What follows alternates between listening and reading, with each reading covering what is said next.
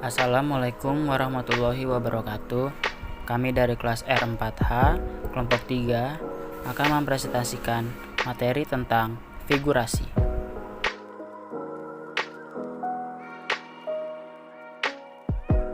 Yang kita bahas pertama adalah teori mimpi.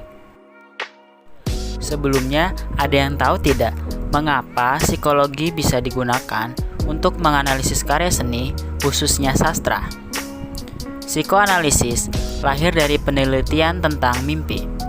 Ketika menganalisis mimpi-mimpi pasiennya, Freud menemukan bahwa mimpi bekerja melalui mekanisme atau cara kerja tertentu, dan ternyata mekanisme mimpi itu mirip dengan pola yang terdapat dalam karya sastra.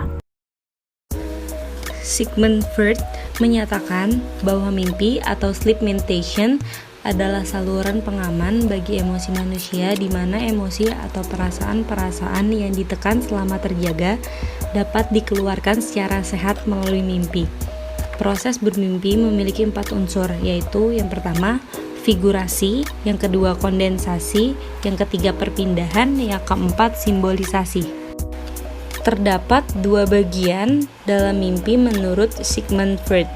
Yang pertama ada manifest content. Manifest content adalah gambar-gambar yang kita ingat ketika kita terjaga dan muncul ke dalam pikiran kita ketika kita mencoba mengingatnya. Yang kedua ada latent content. Latent content adalah suatu pikiran yang tersembunyi bagaikan sebuah teks asli yang keadaannya primitif dan harus disusun kembali melalui gambar yang sudah diputar balikan sebagaimana disajikan oleh mimpi manifest. Dengan mimpi, seseorang secara tidak sadar berusaha memenuhi hasrat dan menghilangkan ketegangan dengan menciptakan gambaran mengenai tujuan yang diinginkan. Karena di alam nyata sulit untuk bisa mengungkapkan kekesalan, keresahan, kemarahan, dendam, dan sejenisnya terhadap objek-objek yang menjadi sumber rasa marah, maka muncullah dalam bentuk mimpi. Ford dalam Calvin S. Hall dan Garner Linzaki 1998. Figurasi. Seperti yang kita ketahui, Sigmund Freud membagi 4 unsur mimpi, salah satunya adalah figurasi. Figurasi adalah salah satu contoh ID dalam psikologi sastra yang diwujudkan dalam bentuk gambar. Biasanya ini ada hubungannya dengan rekaman ingatan ketika kita sedang dalam keadaan sadar.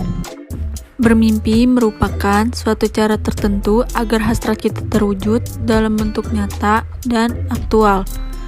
Proses mimpi semacam ini disebut figurasi, yakni pikiran mimpi yang kerap kali difigurasikan dalam bentuk gambar atau kata-kata.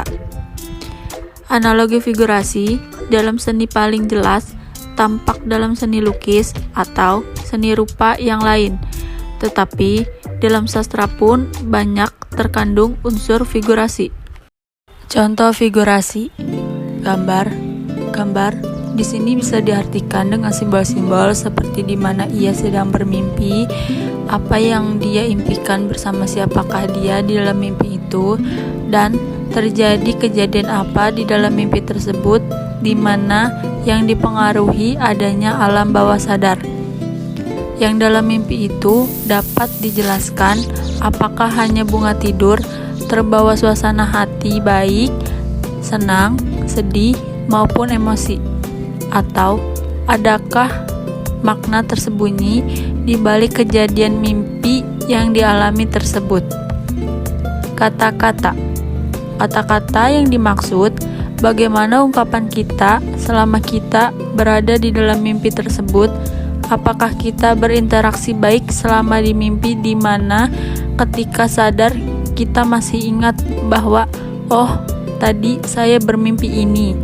Dan jika dari ungkapan tidak terlalu baik, maka mimpi itu hanya bagian dari angin lalu yang sebagian ingat dan sebagian lagi lupa. Dan mimpi. Menurut Endaswara dalam Mindrap 2011, Freud menghubungkan karya sastra dengan mimpi. Sastra dan mimpi dianggap memberikan kepuasan secara tak langsung. Mimpi seperti tulisan merupakan sistem tanda yang menunjukkan kepada suatu yang berbeda, yaitu melalui tanda-tanda itu sendiri. Perbedaan antara karya sastra dan mimpi adalah karya sastra terdiri atas bahasa yang bersifat linear, sedangkan mimpi terdiri atas tanda-tanda figuratif yang tumpang tindih dan campur aduk. Mimpi dalam sastra adalah angan-angan halus. Terima kasih.